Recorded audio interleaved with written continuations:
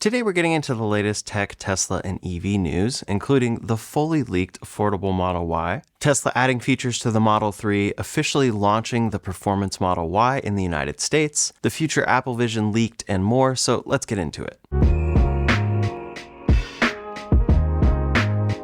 First up today, Tesla has officially announced the Model Y Performance in the United States. Now, the interesting thing about this is we've already seen this car in other countries. We've seen it come to Europe, they've fully announced it out of their Berlin factory, but now it is announced officially in the United States, and it's something they plan to deliver in December.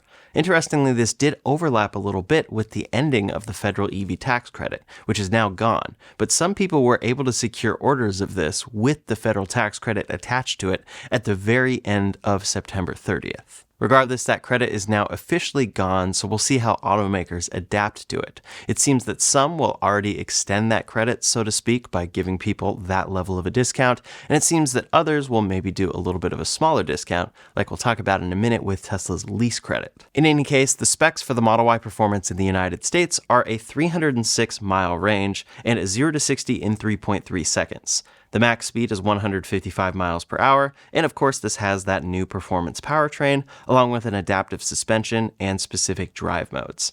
As for the exterior, it has that updated, more sporty bumper, as well as a sportier rear bumper and diffuser. It has 21-inch Arachnid 2.0 wheels, Pirelli P0 tires, a carbon fiber spoiler, the performance badge, and red brake calipers. Then for the interior, there are a couple features that are coming to this car for the first time in the United States. We've seen some features come to the Model Y L over in China and the performance Model Y, and now they're coming first to this car in the United States. That starts with the performance seats that are ventilated and heated, of course, but they also have that thigh extension that is powered.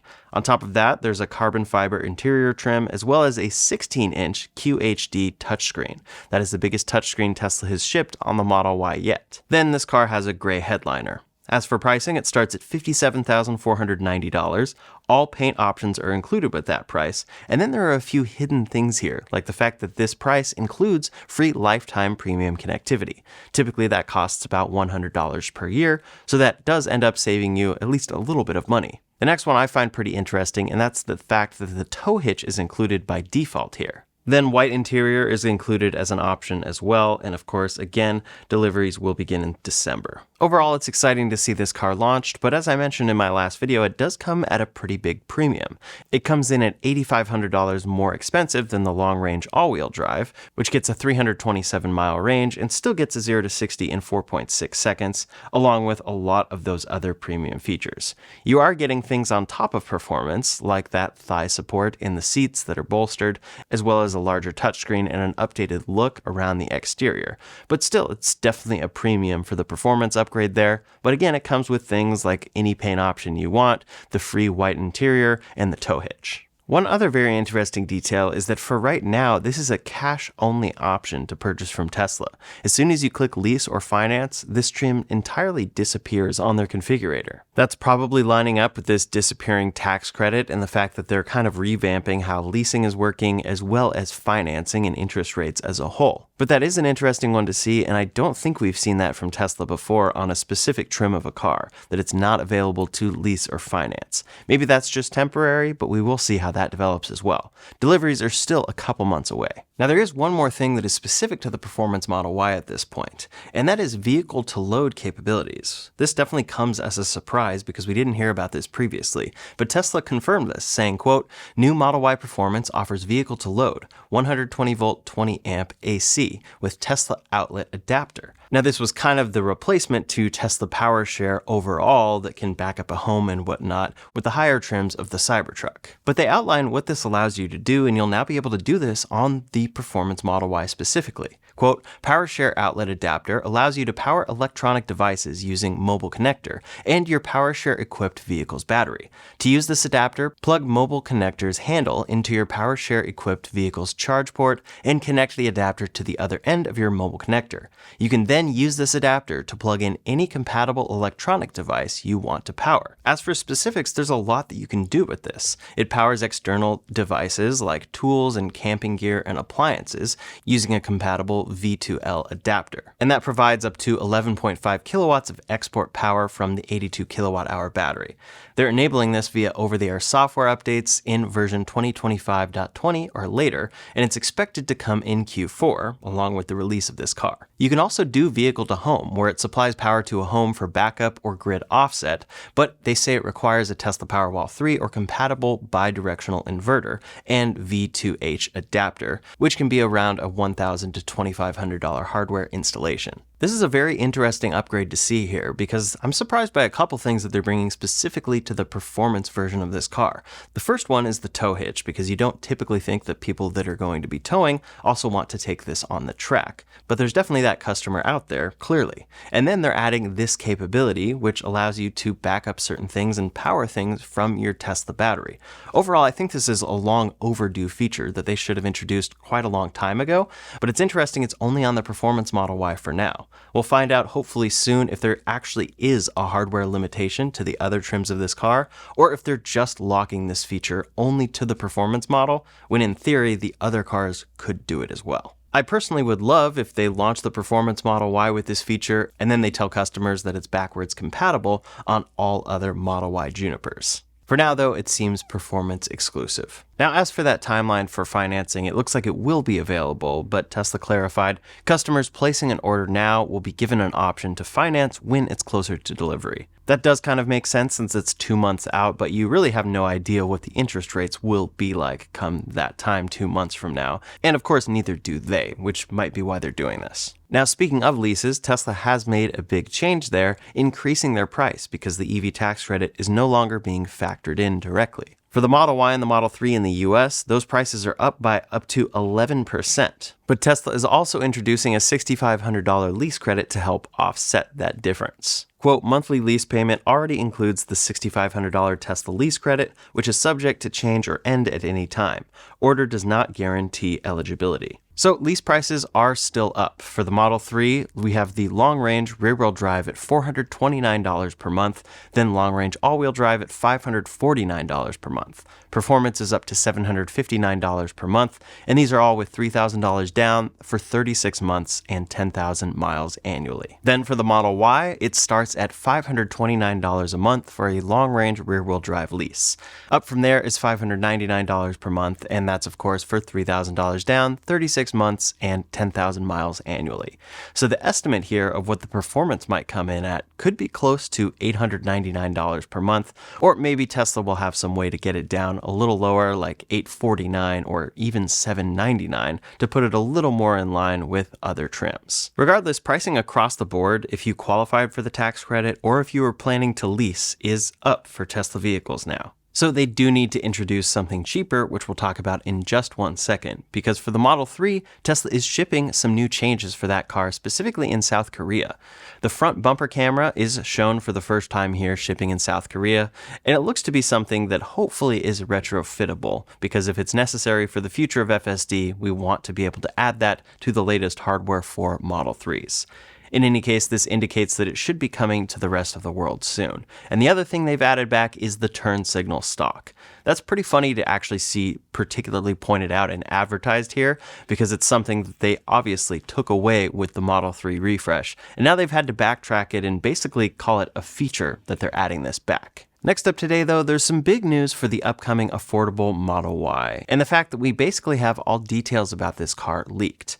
Now, we've seen a number of leaks of this car and what the interior will look like, what the exterior might look like, and more. But now we have absolute confirmation of the headlights. It is definitely getting rid of the front light bar and instead putting headlights at the top.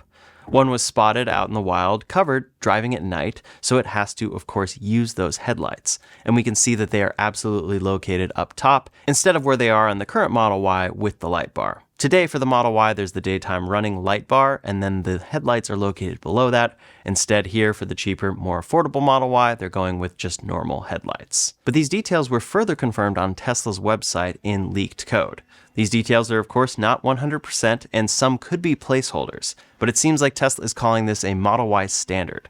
It has a redesigned front with no light bar, headlights somewhat like the Model 3 but slimmer, and a front bumper camera, of course. But then come the other details like no glass roof. It refers to it here as having a closed glass roof. There are also new 18-inch aperture wheels, which have a decent look, at least in this photo, if this is truly a leaked photo of this car. It probably has improved efficiency because of those wheels, which is something people would like on this car. Then Tesla has a basic interior for this, which uses textile materials. One of arguably the bigger changes is that we're expecting manually adjustable mirrors as well as a manually adjustable steering wheel. So this will make features like easy entry and driver profiles not possible in this car, or at least driver profiles will be simplified because you'll still have to manually adjust the steering wheel and things like that. There's also a 15.4-inch touchscreen, which is in line with the other Model Ys, but there's no second row touchscreen, and the air vents there in the second row are manually adjustable instead of course, adjusted on that screen, which doesn't exist. This is in line with the pre-refreshed Model Y. There's also no HEPA filter, and there's supposed to be 75 cubic feet of cargo space, which is actually 1 foot less than other trims, but we'll see if that's actually the case. In any case, the estimated price here is $39,990. Now, of course, that actually isn't confirmed and not officially listed on Tesla's website or anything, and could be a placeholder. But if that is the price, my question is that low enough? Leave a comment below to let me know your thoughts. It's only a $5,000 discount from the long-range rear-wheel drive, which comes with a ton of upgrades above this.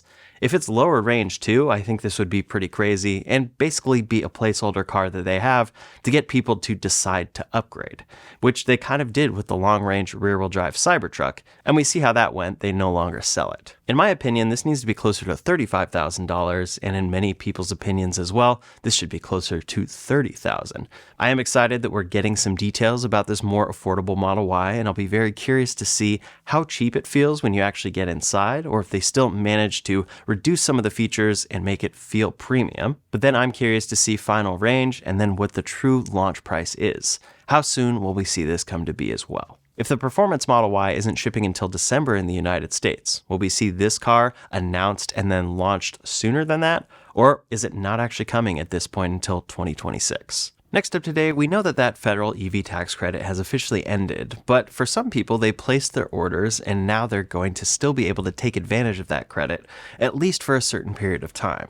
The overall fate of those orders isn't actually 100% guaranteed because the tax credit could cut off still from there, but Ford and GM used a particular workaround to preserve the federal tax credit for some customers, even as it's over. What they ended up doing is their finance arms bought EVs from their own dealers ahead of the September 30th deadline. And then those dealers planned to lease vehicles to customers with the $7,500 credit effectively built into those leases. This approach allows customers to continue benefiting from this tax credit after direct purchases no longer qualify.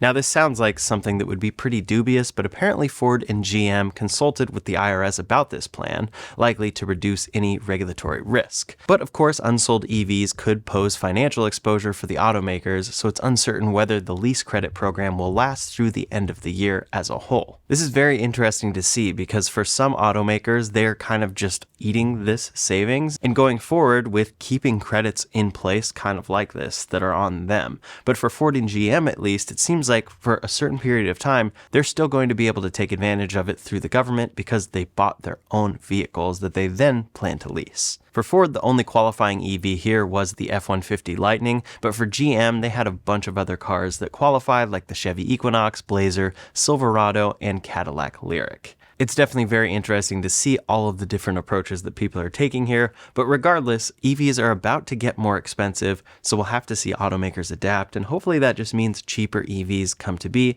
that they can still profit on. Now, next up today over at Tesla, their whole future in the United States is really dependent on FSD and the Robotaxi. For the Robotaxi product itself, Franz von Holzhausen talked in a new interview saying that the version of the Cybercab that was unveiled last year was basically the one that will hit roads next year, with some minor changes. He said, quote, "It's only improvements to make it more efficient and better." So I don't think we're seeing some major changes here that maybe people want to see, like it getting larger or it adding a steering wheel or anything like that. At least that's not in their plan at the moment. However, for the Robotaxi network itself, they are expanding into Dallas. They are now doing validation testing in Denton, which is about 45 miles outside of Dallas. So it is very interesting to see how Tesla expands here. We know that they should be coming to Phoenix soon, coming to Las Vegas soon, and basically covering all of the markets where we already see robotaxis from other companies operating. But of course, the one big change is that Tesla will have to be able to remove that backup safety monitor in the passenger seat or in the driver's seat in certain markets. That's obviously the huge step here that makes this really become a self-driving network. Now, on the customer side of things, we have full self-driving, but then we also have Summon and Smart Summon. Tesla is reportedly working on an upgrade to Smart Summon that can handle multi-level parking garages, which overcomes some of its key limitations today. The current Summon or Smart Summon only works on single-level surfaces and is restricted by range and GPS. Elon Musk teased this upgrade, saying not for long when talking about this restriction specifically. In multi-story parking structures, Tesla has to rely on different types of perception, so it will be interesting to see how they can do this, and if this is something that comes soon. Is this upgrade coming along with version 14 of full self-driving that supposedly could be coming as soon as next week to early access? Or is this one of those things where Smart Summon has been promised to do a lot of things for a long time, and we won't see it again for another year? We're still waiting on Banish, which was promised quite a long time ago. That's supposed to be the feature where you get out of your car and then it can go find a parking spot for you and park itself. Next up today, over at Apple, one of their most exciting products, but least popular, has been the Apple Vision. And the FCC recently published documents referencing a new head-mounted device under the model number A3416, which appears to be the next generation version of the Vision Pro. This filing includes a diagram matching the existing Vision Pro's form factor, which makes it seem very likely that this is a refresh rather than a radically new design. According to the regulatory paperwork, the new device would continue to support Wi-Fi 6 with no indication yet of 6E or 6 GHz bands. Past rumors suggest that Apple may upgrade the internals, so we are expecting something like an M5 chip upgrade here that could enable more features and more AI-related features specifically on this device. But of course, that wouldn't really come with a price decrease. The timing of this indicates that we could get this upgraded Apple Vision launched by the end of this year, and it probably will retain the current price point. But we do expect a lighter, lower-cost version called the Vision Air to come sometime in the future. At this point, it's looking more like a 2027 release date, and Apple may be shifting their focus given those new Meta Ray-Ban display glasses that have launched. That seems more in line with what Apple wanted to do with the Apple Vision long term, but this technology has taken a long time to develop. Last up today, over at Logitech, they've announced the new MX Master 4, which is their very popular mouse. It has haptic feedback added, with a new thumb rest panel that vibrates to confirm actions and shortcuts, and of course that's adjustable via software.